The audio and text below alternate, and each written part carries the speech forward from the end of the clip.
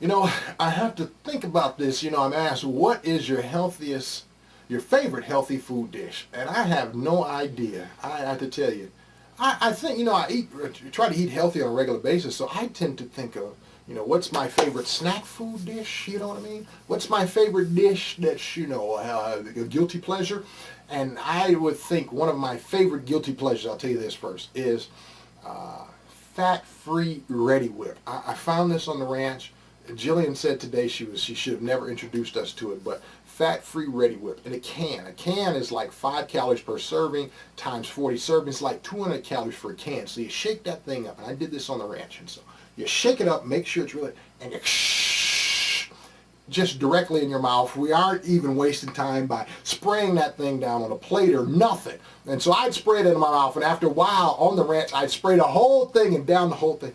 Oh, sorry, I'm starting to get a fake sugar high. Forgive me. Anyway, that's my favorite guilty pleasure. Favorite healthy food? There's so many. I mean, people ask me, for instance, do you still eat it fast food? And I do. I just make sure I modify what I eat. And that's a whole nother story. I have to teach about that later. But there's so many things that I really, the food world opened up to me, when I came back home and realized, wow, I can eat all of these different types of foods. They're all healthy. I can have all of this stuff instead of the basic few things I used to have. So life has opened up. So I can't say I have one favorite. And maybe, I'd say my local Whole Foods, they have vanilla chicken wings. So they're baked or they're roasted or whatever. Those are kind of good too. Now I also like Jimmy John's. I have this tuna sub at Jimmy John's, but I have it as an unwich, and so they take the bread off and wrap it in lettuce. I've got a few and have extra mustard on that thing. So, in my class I actually give away my entire shopping list. The list that I shop from. So they're just too many foods for me. Oh, steak. I'm one of those guys that it seems like just regularly, like once a week, I got to eat an animal. You know what I mean? I eat chicken pretty regularly, but that's not, I got to eat something that, if it ran over me, it would kill me. You know what I mean? And so I have to go out sometime, just have to have a big steak. I feel like I got to have a big steak at least once a week. And so make sure it's a healthy steak, or a leaner cut of steak, I'll say. I typically have a sirloin, some type of sirloin steak, but yeah, I eat chicken pretty regularly, but you can smack a chicken, on the farm and kill it by accident. You actually got to go out and slay some cattle, even though I'm not slaying it, but you get what I mean.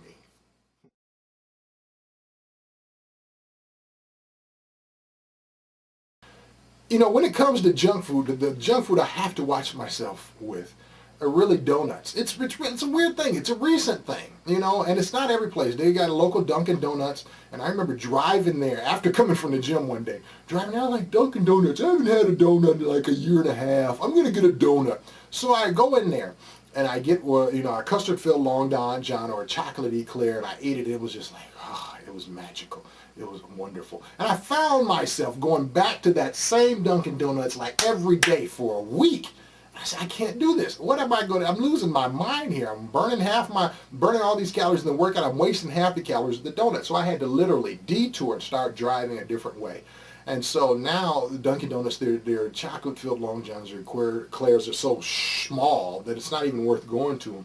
So unfortunately, there's this local place that has great ones. So I have to watch them. I have to make sure I only have them once every couple of weeks or something. So, and then I eat it like Brad Pitt, which is a whole nother story that I'll tell you about how to eat like Brad Pitt one day. If you want a clue about how to eat like Brad Pitt, watch the show Ocean's 11, the movie Ocean's 11. I can't tell you any more than that right now. I just don't have the time.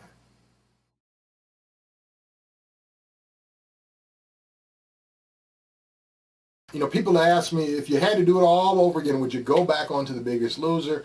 And when I first came back from the ranch, I was like, heck no, absolutely no possible way, because it was simply too hard, too difficult. But I think about it, and the problems were that it was hard, it was difficult, you're in seclusion. The results were you get your life back.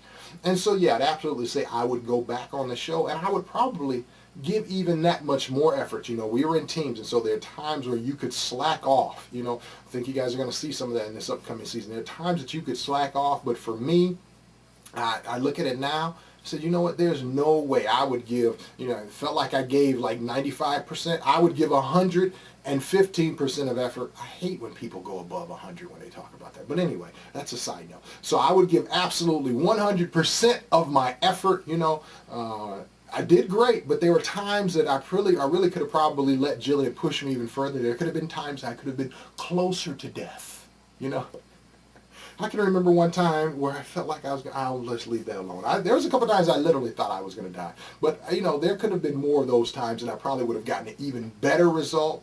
Although I'm not complaining. 185 pounds, you lose a person, what can you say, But I definitely would go back if need be. But I won't ever need to. So anyway, thank you all. I really appreciate you all for listening. Hopefully you get something great from the forums, biggestloserfans.com. Make sure you dial in. Make sure you dial in. Doesn't that sound so old school? That's because I'm an old guy.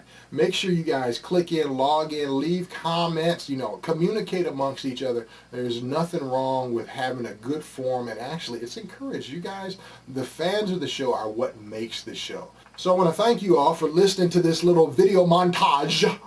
That's some fancy Hollywood word. Does anybody use that? It's like the word vetted, I had to vet my diet. We never used vetted before this last, anyway, I digress. Anyway, listen, I want you guys to log in to biggestloserfans.com.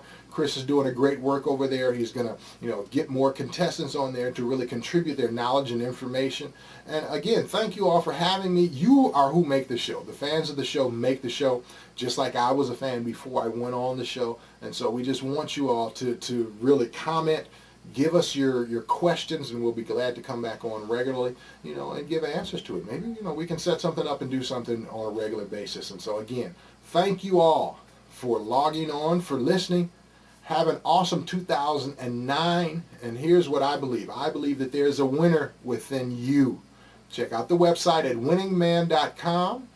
You can check out our other website at Lose It Fast, Lose It Together Forever. Lose It Fast, Lose It Forever.com. But just go to winningman.com and click on Lose It Fast, and it'll connect you over there. Check it out. Check it out. Have some fun. Remember what we're going to do in 2009. We're not just going to sit around and watch the show. You are going to do something. Do something. Do something. Hopefully you'll get some good information and practice or implement a good program. We can help you with that. But thank you all for listening. Thank you all for watching. Have a blessed new year.